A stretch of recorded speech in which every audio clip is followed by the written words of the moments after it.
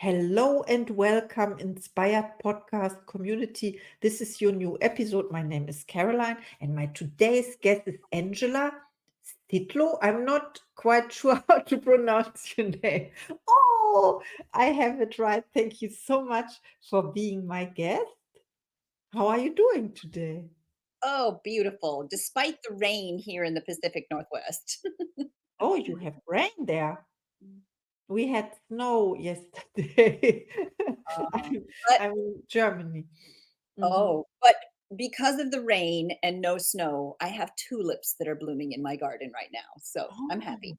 Oh. Yes, this is the good side of rain, of watering, nurturing. So I want to present you a little bit to the audience. You are a published author, speaker, holistic health practitioner, and teacher, and you share your skills with clients and students as certified reflexologist. This is really difficult for me to pronounce, but you are an aromatherapist. I love that very much. I also I dive into that world with two friends already. They introduced me to, and it's so amazing what we can do with it. Can you tell us a little bit more? I began my journey as an aromatherapist about 20 years ago, and currently I am the Oregon director for the National Association for Holistic Aromatherapy. So we really work hard at educating people about the safe and effective use of essential oils. But I also am an aromatherapist. So I've taken the practice of aromatherapy sort of to the next level with the energetics of essential oils. So when we distill an essential oil of the plant to get the essential oil, we are in essence we're taking that plant is giving up its life force energy. So we're working with the soul of the plant. And because they're organic matter and we are organic matter, they can talk to each other. And they talk to each other through these acupuncture points when we place an oil there. So I do a lot of my work in educating and running learning circles with that. And then I work with women on their menopause journey, incorporating essential oils and other lifestyle practices to live their best life. Wow, I can feel the frequency. I was joining once. It was the meeting where someone was talking about the oils, I think, and she said like, I'm sending you the frequencies now of the oil because she was able to do that, and it opened up my mind. I thought how beautiful this is. Yeah, Yes, yes. And and I usually can we think of feel. that through the limbic system when we smell it, or maybe a dermal application when we put it on our skin.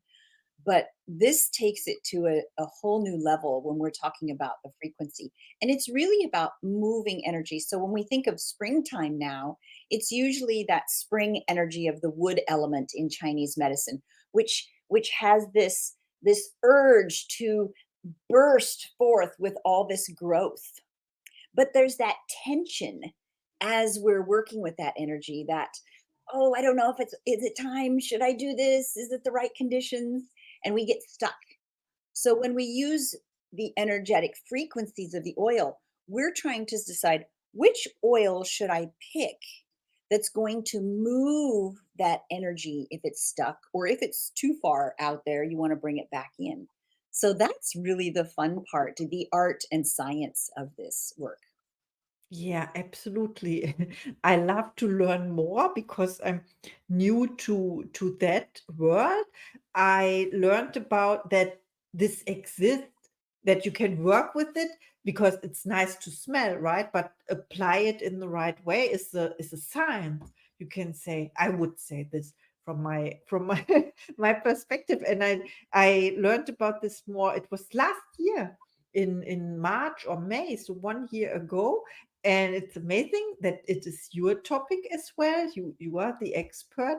I'm happy that you are here. And my next question is, what inspires you? Mm. What inspires me? I have this, of course, the essential oils inspire me, but there's a deeper root to this, and it's about empowering women to be able to make their own living, to be free enough to ask for what they want for in life, and this is really important.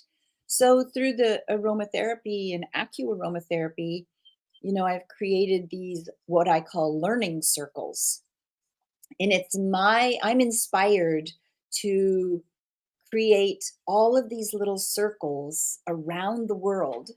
My card deck is now in 12 countries worldwide. Mhm. And to create these little learning circles that eventually it inspires the whole globe to go to a higher vibration. And when we do that, change happens. We've seen it in just the community that you and I are in, with technology, but that inspires me. Yeah, absolutely. I'm really impressed. I'm speechless now because what you said is what I'm doing every day on Be Connected, and this makes totally sense. I have a group for 15 to 20 minutes where we raise our frequency, and this is the same. We don't use the oils in as we can do this, of course. We are doing this by moving our body, celebration and gratitude as well. It's important to be grateful. Yes, and my next question is, who inspires you? Mm. Well, at a very young age, I was very inspired by Albert Einstein. And just because he's this quirky scientist with all of this knowledge, um, as I got older, people that were really trying to help the planet and keep things sustainable. Jane Goodall I was always inspired with her work with the animals. And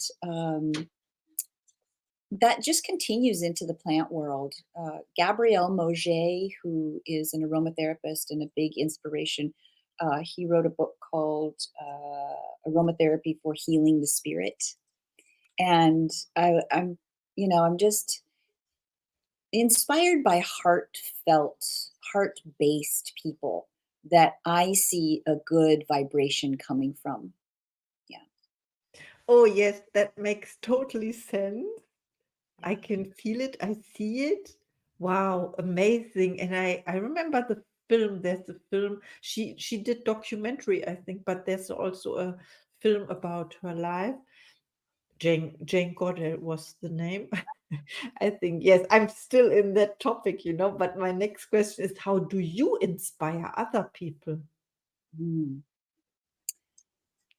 I think one of the biggest things that can inspire somebody around you is something as simple as a smile. All you have to do, a smile is like an open door. It's like it's an opportunity to have an energy exchange that doesn't require anything else. Well, 42 muscles of your face used for a smile, and that's Oh, less than it takes to make a frown. But that's one of the first ways that we communicate with people, to inspire them, to instigate a conversation, to say, I'm a safe person. You can come into my world, that kind of thing. So whether it's down at the post office in the morning or at the coffee shop or to your neighbor when you're on a bike ride or a walk through the neighborhood, a smile inspires people. yeah, that's so true. A smile indicates the other person is open, trustworthy, maybe. You can trust me. I smile, I'm friendly. Yeah, I'm not the enemy. So this is what we are doing here in the podcast. We did not talk before. Um, so I always used to say, you don't need necessarily languages to understand each other. Smiling is the language. What Hugs, else? hugs Yeah, are language. Food, yeah. food is a language. I once communicated with my eyes. I had it was a makeup artist for a photo shooting. And she was not talking English, and she was talking like, what was the Armenian? Armenian was the language, I think. And we communicated by our eyes, and we had so much fun. It was so amazing. So thank you so much for sharing, but we can talk in English now. My next question is, what are your gifts and talents? Mm. I feel like I have a gift with plants because I remember laying in the backyard of the house that I grew up in, and we had peony bushes. And for peony bushes to open up and open the full bloom, it requires ants. So I would lay there and I'd watch the ants go up the stem and do their thing, get the wax off of the bud, and day after day, and finally that flower would bloom. And I also thought about that connection in nature and also the connections that we've made here in Be Connected, that we need one another.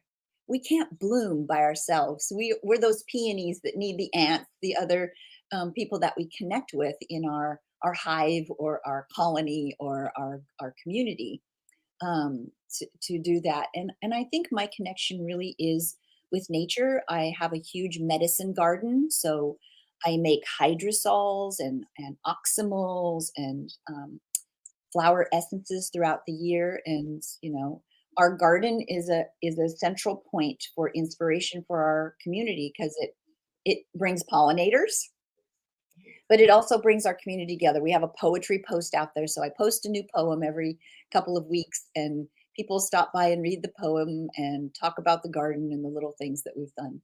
So, yeah, nature inspires me, and I That is inspire others amazing. through nature. What you said about the animals and the plants, and that reminds me of, there's an analogy of the acorn by Bob Proctor. I don't know if you know this, but when it comes to the law of attraction and manifestation, it's like the acorn. It's in an acorn. It gets everything it needs to grow to become an oak tree, and it's without moving. It's attracting the ants. You talked about the ants delivering food and water as well. Mhm. This is what you just described. It's beautiful. It's Yeah. nature. Yes, and we're all connected. And Mm. we're all connected energetically as well. So when something happens in one part of the world, there is that energy ripple out there. And again, that's why I want all of these learning circles around the world so that we have this interconnected web of people being inspired and really sharing the work and raising our vibration. I love that. And I see it also as the chain.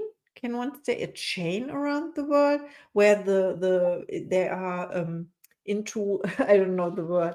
They are tied into another, Mhm. It's connected.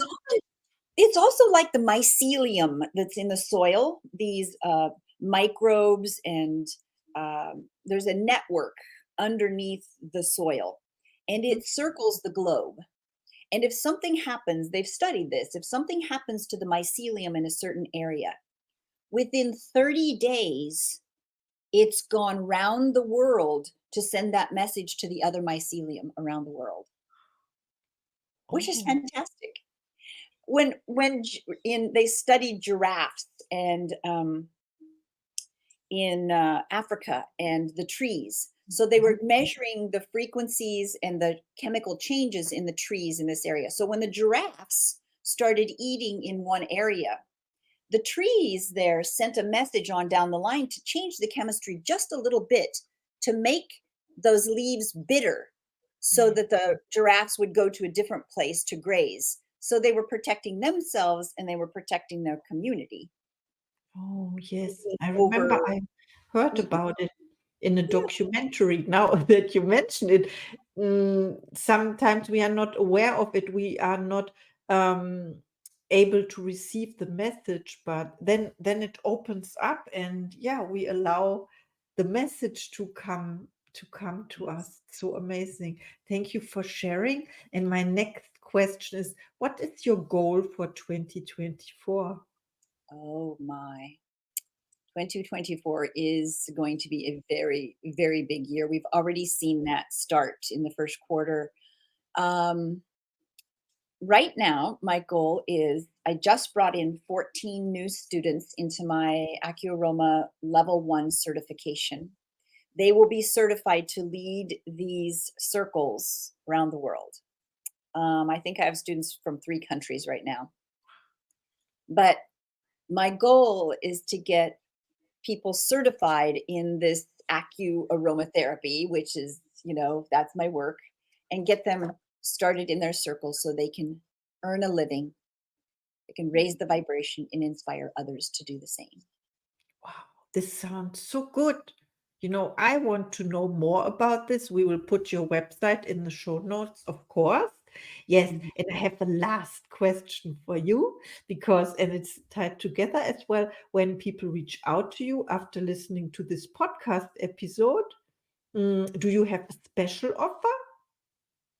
Yes, right now I have 50% off on the level 1 certification, which is fantastic. Plus, they get a card deck, they get a consultation with me, they get an ebook, they get to be in my AccuAroma learning circle for 4 months. It's just a fantastic opportunity. Wow. Thank you so much. This is so generous. 15%. Please reach out to Angela. She's amazing. She knows what she's talking about, and she has information that not many people have. Not yet, right? When they are Not studying with you, working with you, then we raise the frequency of the whole world. Wow, to build a whole world. Can we say this? The word holistic is in your yeah. bio, in your profile. It's you, holistic. Wow, let's do this together. Thank you so much for being in this podcast. I enjoyed it. I hope you too. Thank you so And much, Caroline. Yeah. see you in the next episode.